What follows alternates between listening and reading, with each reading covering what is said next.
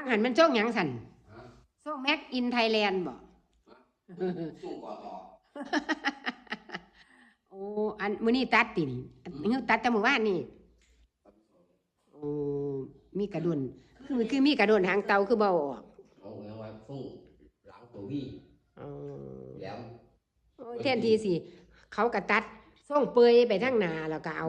กระโดนงอนขาวๆหั่นตัวมันจังงามโอ้ยส่งกดทีม FC โอ้เบิ่งพี่น้องแขกหลอดจักว่าแม่นหยังตัดผมก็เป็นอันกระดอนกระงอนอันเป็นกระโดนหางเต่าอยู่โอ้แนวเขาแนวอีหยังเอาแนวรุ่นเขาเลยแนวล็อกติแนวล็อกหยังแนวไหนบุกแต่ว่าเฮาต้องจงทางหน้าไว้จักหน่อยแม่ให้มันเป็นทรงปลายไหมว่ามันตรงหน้าไปได้แล้วมันพกหลาเฮาเก่าออกจักหน่อยเฮาก็อย่าให้มันปลุกตัวต้องเฮ็ดเป็นกระงอนเปื่อยๆจักหน่อยอย่าไปจงหางเต่าเด้อบัดรุ่นเอากระงอนขาวๆมาส่งกดทีม FC โอ้ยเงินหลายอยู่กินข้าวกับหยังมื้อนี้ทอดปลาทูบ่กับหยังกับน้ำตาลนี่มันสิบ่เป็นเบาหวานติบานโอ้เงิดอยู่กินข้าวกับน้ำตาลพะนะพี่น้องแขกหลอดจักผู้ใดพาเฮ็ดปลาทูก็ซื้อมาไว้ใส่ตู้ไว้อยู่ทอดยากก็ทอดกินตัวใหญ่ๆเข่งละ60 บาทพุ่นแต่ว่าบักแพงเข่งละ70 บาท60 บาท70 บาทพะนะเราสิมักทอดปลาทูกับทอดไข่พี่น้องแขกหลอดมันไข่บ่ไข่ตัวใหญ่บ่ไข่บ่ไปหาบอกซุ่มเขาอันบ่ได้อยู่ตลาดบ่มีเนาะสายบัวไม่แจงเดี๋ยวแยกกันครับไปพูดส่วนสิมาหันห้องแจงสมสายบัวเขายิงตักบ่อยู่ในทะเลเขาสอนก็ยังเขาแข่งออกเลยซัมโบมันแพงกว่าติมันนอนอยู่ในทางน้ำแข็งอยู่บุรีเลยบัดนี้นอนอยู่บุรีบ่เขาส่งถึงมาจากทะเลมามันนอนในทางน้ำแข็งอีกชัวเขาสิใจมาอีกมันนอนอยู่ในทางน้ำแข็งไปทอดอีกโอ้ยสุดสิได้มาทอดปลาทูอยู่ทะเลปลาทูอยู่ทะเลซื้อกิโลละตี60เข่ง60 บาทก็ไปก็สิบ่80 บาท100พุ่นติเรื่องหากินอยู่บึงมันแพงปลาหมึกก็มีปลาบึกเอามันบ่เป็นทะเลไหมมันบ่เป็นทะเลไหมบึงบ้านเฮาเนาะโอ้เงิดหลาย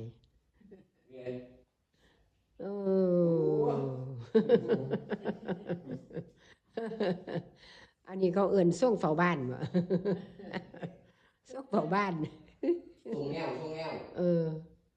เอาเงินหลายแขกหลอดเด้อส่งนี่คือได้ล่ะใครเอาส่งมาตามภาษาเราล่ะกินข้าวกับน้ำตาลน้ำตาลหยังน้ำตาลปี๊บหรือน้ำตาลทรายแขกหลอดน้ำตาลปี๊บมีอยู่ได้อยู่กล่องอันนี้อยู่กล่องอันซุปเปอร์แวร์สี่เหลี่ยมมันอยู่ข้างอันอยู่ข้างฟ้านั่นไหมเอาใส่กล่องเนาะใส่กล่องเนาะ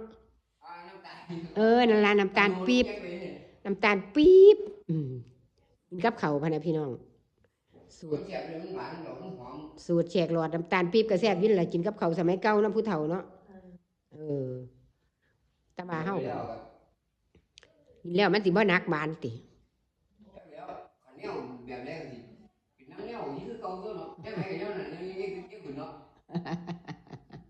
โอ้เงิดไหลตอนนี้คุณนายแม่นั่งอยู่ทางนอกบัดนี้ฝนลิ้นค่ะพี่น้องค่ะเลยเข้ามาทางในมานั่งอยู่กับอันคุณแม่กุลมื้อวานไปบางทีหน่อยมันบอกกันมันบอกมันของเลยว่ามื้อวานฝนตกมันเล่ๆมันหาเลยฝนตกลูกอีขาวนั่นติบักน้อยๆลูกอีขาวนั่นมันมาหาตลอดนี่อยู่ดิมันมาหาพ่อคมตาคมอยู่หั่นโอ้เป็นหมู่เดียวกันกับเด็กน้อยเนาะเฒ่าแล้วก็ได้ เงิดอยู่ คุณแม่กุลเพิ่นมาเล่นน้ำแม่กุลพันธินาเพิ่นมาเล่นน้ำมันหนาวถ้ากันนั่งอยู่ท้องนอกแล้วก็เลขเข้ามานั่งทางในมันจังอุ่นพี่น้อง เราไปใส่ย้อนระบุ่งมันให้แล้วมันให้เห็นอยู่ฝนตกเลย อยู่เดินใส่ล่ะ อยู่เดือนหนึ่งคางนาวของคางอันนั้นไม่คาง โอ้ยขันฝนตกมันสิได้เต้นบ่ละบัดนี้ลำวงชาวบ้าน ผมก็เลยว่าผู้บอกเห็นมากลางไว้ได้เต้นในวิส่วนของระบุ่ง โอ้ยหนาวปานนี้สิอาบเฮ็ดหยังอาบแต่มื้อเช้านี่ ที่ซ่อนรถอันนี้ไปสิ เหนื่อยเดือนนี่ผมก็เลยเบาหวานเลย เรียนให้เรียนเป็นผู้กับนั่งใส่ก็ให้ดี โอ้ย อ๋อเที่ยวซ้อมเที่ยวก็ได้โอ้ยแม่น้องเที่ยวสิไกลๆนึงเนาะไอ้ผู้ใหญ่บ้านมาหับก็ได้ดอกบ่ยากดอก มาทำเลยผู้ใหญ่บ้านยังไม่เท่ตื่นขึ้นไปเบิ่งอยู่ขันกันไป ระบุ่งđào giấy là đi đâu เมาจักรอบสองรอบแล้วก็มาติ กินหอมไหมกินกับดีวะอ๋อเพิ่มกินไม่ดีไหม ขนมปังนะ có ขน chứ มปังไหม đi đâu mà đi ขนมปังมันได้จิกกระเป๋าน้องก้มเนาะกินกับ เว้าเลี้ยงขนมปังตั้งแต่อันเว้าเลี้ยงเบาหวานเนาะแต่ฝรั่งก็ยังเป็นเด้เนาะฝรั่งเขาเจ้าแฮงบ่กินข้าวเหนียวเขาเจ้าบ่ได้กินข้าวเหนียวนี่เขาเจ้าก็ยังกินแต่ขนมปังก็ยังบ่เป็นเบาหวานแม่ฝรั่งแม่ภาษาหยังก็ว่าคนอีสานกินข้าวเหนียวเขาเจ้าว่าคนอีสานนี่มักเป็นเบาหวานหลายเพราะว่าเขาเจ้ามักกินข้าวเหนียวพะนะเอาเฮากับอีสาน 100% เนาะเฮาก็กินข้าวเหนียวเกิดกับข้าวเหนียวเนาะ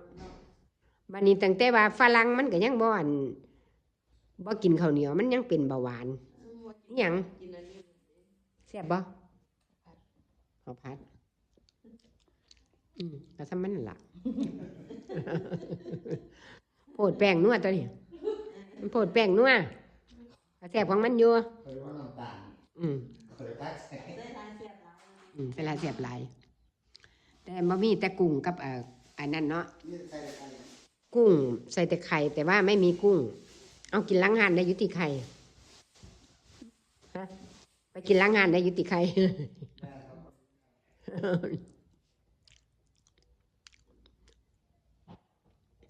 ข้าวผัดเนี่ยข้าวมันไก่เนี่ยมันมักกินข้าวผัดข้าวมันไก่แต่ว่าข่อยบ่มักหรอกข่อยบ่มักข้าวมันไก่ข่อยก็บ่มัก กินเมื่อแล้วครับ กินข้าวมันไก่นี่มันต้องมีผักหอมต้นหอม กินกับแล้วก็น้ำปลาพริกน้ำปลามะนาว ตอนบักพริกใส่น้ำมันจังแสบ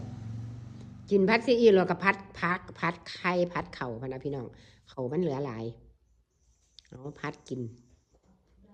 มื้อแรกก็สิต้มเข่ากับทอดปลานั่นแหละกินพอได้นอน